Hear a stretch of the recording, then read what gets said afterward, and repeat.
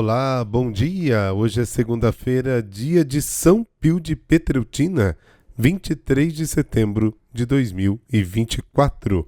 Sejam muito bem-vindos a mais um episódio do nosso podcast. Este podcast é um oferecimento. Vimarra Construtora Londrina. Conheça o Residencial Splendore, bem pertinho aqui da paróquia Nossa Senhora Auxiliadora. Grupo Predial. Gestão e contabilidade para condomínios. Pensou condomínios? Pensou Predial. BMX Seguros e Planos de Saúde. O seu parceiro na busca por impulsionar negócios e simplificar processos. Na descrição deste podcast, você encontra o site de todos os nossos patrocinadores. Prestigie! O Evangelho de hoje nos apresenta 3 pequenas frases ditas por Jesus. São frases ditas em vários momentos, dispersas, que Lucas coloca aqui depois da parábola da semeadura e da sua explicação aos discípulos. Este contexto literário no qual Lucas coloca as 3 frases ajuda a compreender como ele quer que as pessoas entendam essas frases de Jesus.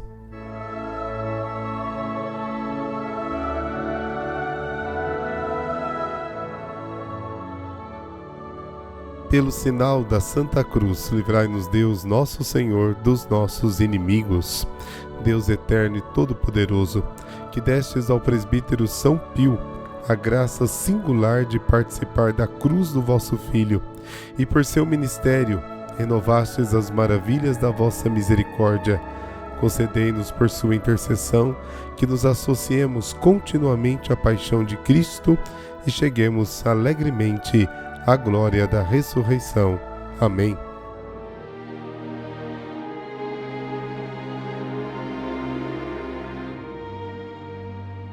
Lucas, capítulo 8, versículos de 16 a 18. O Senhor esteja convosco. Ele está no meio de nós. Proclamação do Evangelho de Jesus Cristo segundo Lucas. Glória a vós, Senhor. Naquele tempo disse Jesus à multidão: Ninguém acende uma lâmpada para cobri-la com uma vasilha ou colocá-la debaixo da cama. Ao contrário, coloca-a no candeeiro, a fim de que todos os que entram vejam a luz. Com efeito, tudo que está escondido deverá tornar-se manifesto, e tudo que está em segredo deverá tornar-se conhecido e claramente manifesto. Portanto, prestai atenção à maneira como vós ouvis, pois a quem tem alguma coisa será dado ainda mais, e aquele que não tem será tirado até mesmo o que ele pensa ter. Palavra da salvação. Glória a vós, Senhor.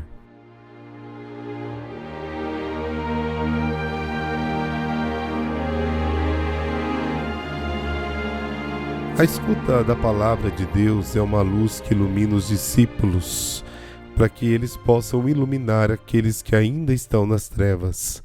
Aqueles que aceitaram verdadeiramente a palavra, transmitem-na aos outros. Quem é brilhante, quem tem luz, ilumina.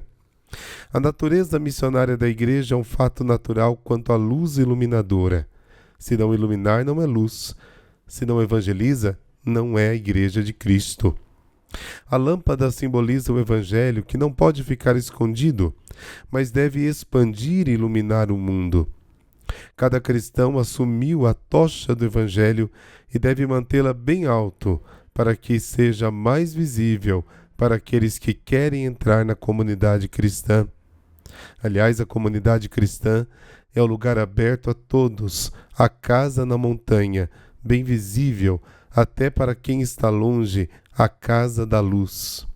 E a referência ao comportamento insensato de quem coloca o candeeiro debaixo do vaso, ou debaixo da mesa ou da cama, não é absolutamente descabida.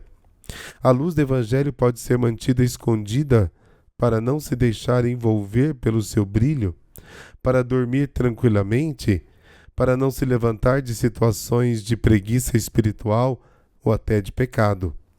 Quando a luz que emana de Cristo e do seu Evangelho ilumina, desperta, expõe situações do mal, do pecado e descobre a nossa preguiça, e preferimos então escondê-la ou até mesmo apagá-la. São João havia escrevido no Evangelho, no capítulo 3, a luz veio ao mundo, mas os homens amaram mais as trevas do que a luz, porque as suas obras eram más. O texto de hoje é um convite e um alerta para que sejam lâmpadas acesas e brilhantes para os membros da comunidade e para todos. Não há nada oculto que deva ser revelado, nada secreto que não deva ser conhecido e vir à luz. Esta frase é uma alusão ao mistério inesgotável de Cristo. Sempre haverá algo escondido que deve ser descoberto ou redescoberto na pessoa de Cristo e do seu Evangelho. O conhecimento do Senhor nunca será perfeito, exaustivo, definitivo. Jesus havia dito: ainda tenho muitas coisas para lhes dizer, mas no momento vocês não são capazes de suportar o fardo. Mas quando o Espírito da verdade vier, ele os ensinará toda a verdade, pois ele não falará sobre o que ele próprio é, mas dirá todas as coisas que ouviu e anunciará as coisas que estão por vir. João 16. E também, cuidado com o que você ouve. Essa frase nos lembra a explicação da parábola do semeador. Como você escuta significa com que atitude, disponibilidade, prontidão o cristão escuta a palavra. O Evangelho sempre encontra boa recepção em quem já está bem disposto. Muitas vezes é rejeitado por quem está longe da verdade. Quase ninguém rejeita a verdade por preconceito, mas porque está convencido de que já a possui dentro de si. Porque está convencido de que a sua verdade é mais verdadeira do que aquilo que os outros lhe anunciam. Mas, como nos ensina o Evangelho, recusar-se a ouvir a palavra de Deus pode produzir surpresas, e surpresas amargas.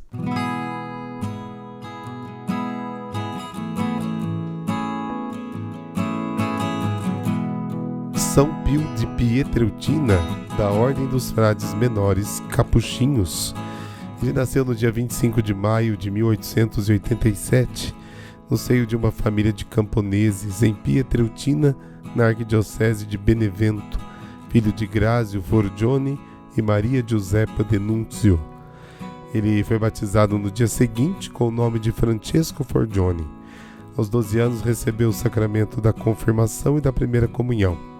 Aos 16 anos entrou para o noviciado da Ordem dos Frades Menores Capuchinhos em Morcone, adotando o nome de Frei Pio. Em 1910 recebeu a ordenação sacerdotal. 6 anos depois entrou para o convento de Santa Maria das Graças em San Giovanni Rotondo, onde dedicava muitas horas do dia ao sacramento da confissão. O cume das suas atividades pastorais era a celebração da Santa Missa. Ele se definia um pobre frade que reza. A oração, afirmava ele, é a melhor arma que temos, é a chave que abre o coração de Deus. Padre Pio viveu em plenitude a vocação de contribuir para a redenção do homem, segundo a missão especial que caracterizou toda a sua vida e que realizou por meio da direção espiritual dos fiéis, pela reconciliação sacramental dos penitentes e pela celebração da Eucaristia. O momento mais alto da sua atividade apostólica foi aquele em que celebrou a Santa Missa. Os fiéis que dela participavam percebiam o ápice e a plenitude da sua espiritualidade. O amor de Deus o encheu, satisfazendo todas as suas expectativas. A caridade era o princípio inspirador dos seus dias. Amar Deus e ser amado por Ele. Sua preocupação particular, crescer e fazer crescer a caridade. Ele expressou o máximo de sua caridade para com o próximo ao acolher por mais de 50 anos muitas pessoas que acorreram ao seu ministério e ao seu confessionário, ao seu conselho e ao seu conforto. Era quase um cerco. O procuravam na igreja, na sacristia, no convento, e ele se entregou a todos, vivificando a fé, distribuindo graça, trazendo luz, mas sobretudo nos pobres, nos sofredores, nos doentes. Ele viu a imagem de Cristo e se entregou especialmente por eles. Ao nível da caridade social, Trabalhou para aliviar a dor e a miséria de muitas famílias, principalmente com a fundação da Casa Alívio do Sofrimento, inaugurada no dia 5 de maio de 1956. Para o Padre Pio, fé era vida. Ele queria tudo e fazia tudo à luz da fé. Ele estava assiduamente engajado em oração. Passava o dia e a maior parte da noite conversando com Deus. A fé sempre o levou a aceitar a misteriosa vontade de Deus. Ele sempre esteve imerso em realidades sobrenaturais. Não só era um homem de esperança e de total confiança em Deus, mas incutia essas virtudes em todos que se aproximavam dele, com palavras e exemplo. A virtude da fortaleza brilhava nele. Logo compreendeu que seu caminho seria o da cruz e o aceitou com coragem por amor. Ele experimentou os sofrimentos da alma por muitos anos. Durante anos ele suportou as dores de suas feridas com admirável serenidade. Quando teve que passar por investigações e restrições em seu serviço sacerdotal, aceitou tudo com profunda humildade e resignação. Diante de acusações e calúnias injustificadas, sempre se calou, confiando no julgamento de Deus, de seus superiores diretos e de sua própria consciência. Sua saúde desde a juventude não foi muito próspera e, principalmente nos últimos anos da sua vida, declinou rapidamente. A irmã Morte o pegou preparado e sereno no dia 23 de setembro de 1968, aos 81 anos. Seu funeral foi caracterizado por um concurso de pessoas completamente extraordinário. Foi beatificado no dia 2 de maio de 1999. Em 16 de junho de 2002, foi proclamado santo pelo Papa João Paulo II, que afirmou na sua homilia, abre aspas, a vida e a missão do Padre Pio são um testemunho das dificuldades e dores que, se aceitos por amor, se transformam em um caminho privilegiado de santidade que se abre ainda mais rumo a expectativas de um bem maior, aceitável somente pelo Senhor. Fecha aspas. Na notificação da canonização de São Pio de Pietrelcina, apresenta a motivação da sua canonização. Abre aspas. A Igreja, ao inscrever o bem-aventurado Pio de Pietrelcina no registro dos santos, oferece aos fiéis uma imagem viva da bondade do Pai, imitador apaixonado de Jesus crucificado e instrumento dócil do Espírito Santo ao serviço dos fiéis enfermos em corpo e espírito. Fecha aspas. Seus restos mortais são venerados em San Giovanni Rotondo, no santuário dedicado a ele. Oremos. Tu foste modelo de entrega de vida, mas acima de tudo modelo de sacerdote e vítima. Rogai pelos padres do mundo todo. Socorrei os teus filhos espirituais e aqueles que querem juntar-se a eles. Dai a nós um ardente amor a Jesus, como tu tiveste. Amém. Por intercessão de São Pio de Pietrelcina, abençoe-vos o Deus Todo-Poderoso, Pai e Filho e Espírito Santo. Amém. Boa semana para você e que Deus te abençoe sempre.